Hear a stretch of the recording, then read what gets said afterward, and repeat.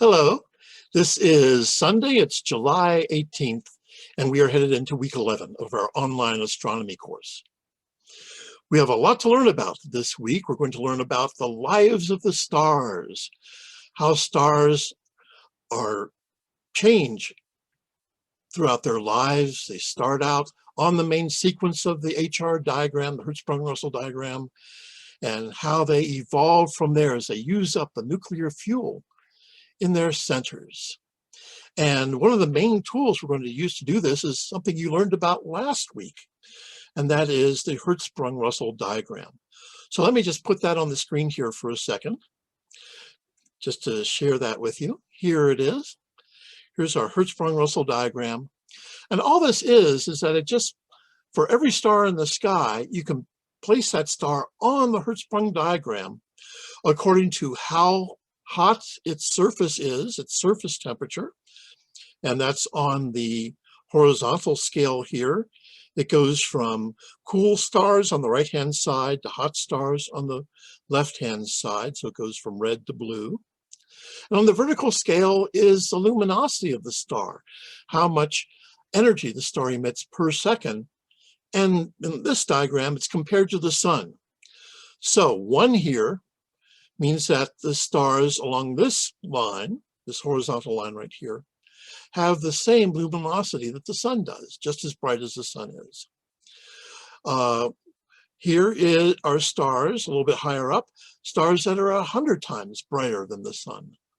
Here are stars 10,000 times brighter than the sun, and up here at the very top, stars are 1,000,000 times brighter than the sun. And it goes the other way too, heading down from 1. We have 10 to the minus 2, and these are stars that are 1/100th the size of the sun. And down at the bottom, stars that are 1/10,000th as bright as our sun. So we're comparing luminosities here, not size. I may have said the size of the sun for this one. These are stars 10 to the minus 2, 1/100th the luminosity of the sun. And down below, 10 to the minus 4 of the sun's luminosity. So every star in the sky has a position right now on the Hertzsprung-Russell diagram, on the HR diagram. You can see right here is our sun's position. So right there is our sun on the HR diagram. And the sun is on the main sequence. This diagonal line running from the upper left to the lower right is called the main sequence of the Hertzsprung-Russell diagram. And these are all the stars that are gaining their energy by changing hydrogen nuclei into helium nuclei in their centers. Now, in this module, you're going to find out what happens as stars age. And you'll find out that as stars age, they move off the main sequence. And so stars might move up to the upper right. Now, when I say the stars are moving, I don't mean they're moving through space, because they're not moving through space, but they are moving to the upper right of the Hertzsprung-Russell diagram because their surface temperatures and luminosities are changing. As they move up into the lower right, as they move upward and to the upper right, their surface temperatures are becoming cooler. That's why you see them becoming redder. And they're becoming more luminous. And so they become giant stars. And from there, perhaps even supergiant stars. Like here's the star Betelgeuse in the constellation of Orion. And here's a star that I'm going to point out later today, Antares. And that's in the constellation of Scorpius. What happens to stars then? Well, just like anything, stars have a finite lifetime, and so they're going to die. And the most massive stars, like Betelgeuse and Antares up here, and Aldebaran, will explode as a supernova. On the other hand, stars like our sun are going to gently puff off their surface layers, leaving the bare core of the star, which is made out of hydrogen and oxygen. They'll leave that behind, and that's called a white dwarf star. And what you can see just right here, that is a white dwarf star. And all the material that was blown away from that white dwarf star, expelled from the surface, is forming this beautiful nebula you see in the back of me, which is called a planetary nebula. And one day, that's what is going to be where the solar system used to be. Now, by that time, the sun will have increased in size. It will become a red giant. It will swallow up first Mercury. It will swallow up Venus. And then finally, not sure, it's just going to come out to where Earth is. So certainly Earth's oceans will boil away. Earth's surface will become too hot to support any life. But that's a long way in the future. That is a couple billion years in the future. But we've seen it happen to other stars. We know it's going to happen to our sun. And this story about the lifetime of the stars is what you're going to be learning about this module. And also you're going to be learning about the 3 possible end states of stars. You know, stars can end their lives as white dwarfs, which is what this one here is right by my head. They could end as neutron stars, very compact stars. The mass of an entire sun squeezed down into something about the size of Ogden, Utah, maybe 10 kilometers, 15 kilometers in radius. And the most massive end states of stars are the black holes. And you'll be learning about those too. You'll also be learning about some things that happen to stars as they age. A lot of stars, as they age, they become unstable and they begin pulsating. Their surfaces move in and out, and in and out, and in and out. And as they do, they become brighter and dimmer and brighter and dimmer. And in fact, these variable stars give us astronomers a very important clue to how far away they are. They allow us to measure the distance to these Cepheid variable stars. And this was all figured out by one of my real heroes in astronomy. Her name is Henrietta Swan Leavitt. And she figured out how to use Cepheid variable stars to find the distances of those stars. And that discovery played a vital role in astronomy. It gave astronomy its 3rd dimension, that of distance. And it allowed us to know not only the distance to stars, but the distances to other galaxies and to the remote objects in the universe. And you'll be finding out about that in the weeks to come.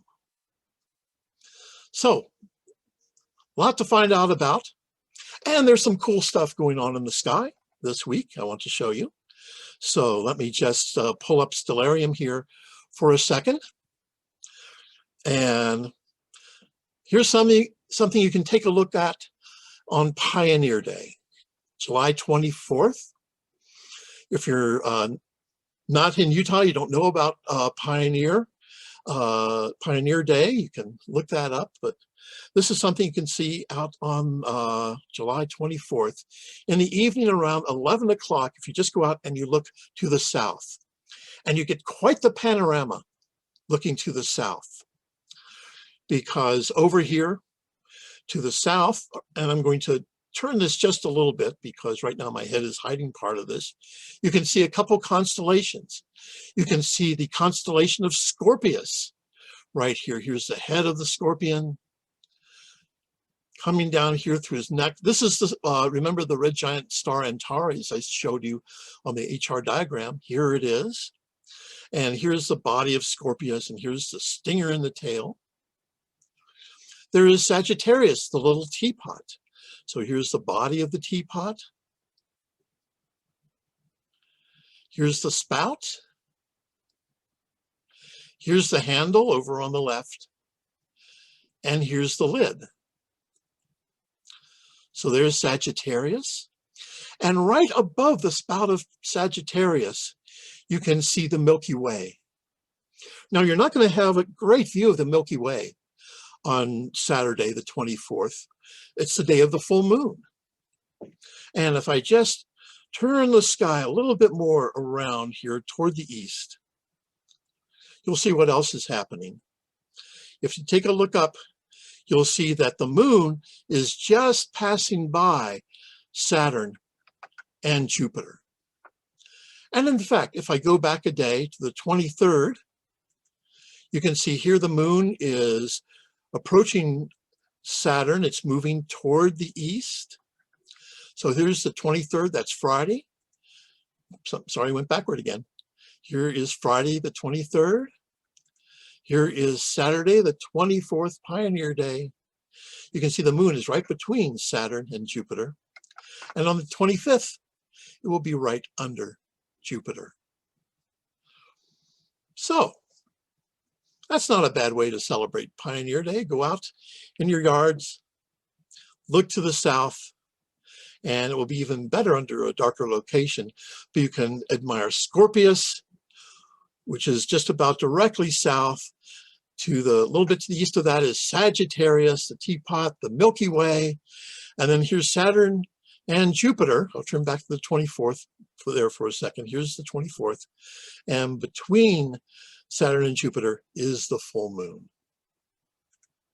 So pretty cool, I think. So I hope you enjoy learning about the fantastic story of stellar evolution, because stellar evolution is the life story of a star. And, oh, by the way, evolution, as used in astronomy, is a little bit different than evolution in biology, because in biology, evolution talks about the modifications of animals as they have descendants, sons and daughters, and more sons and daughters, and more sons and daughters, and each of those undergoes slight genetic modifications. They become better adapted to their environments, and so those particular modifications become more prevalent. Whereas in astronomy, stellar evolution is the change that happens to a single star during its lifetime. So you'll be learning all about stellar evolution in this module. I hope you enjoy it.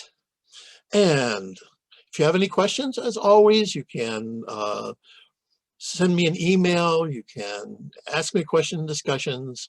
I can set up a Zoom meeting, come by my office. But this is a great story. I hope you enjoy it this week. And I'll look forward to seeing you next time. So until then,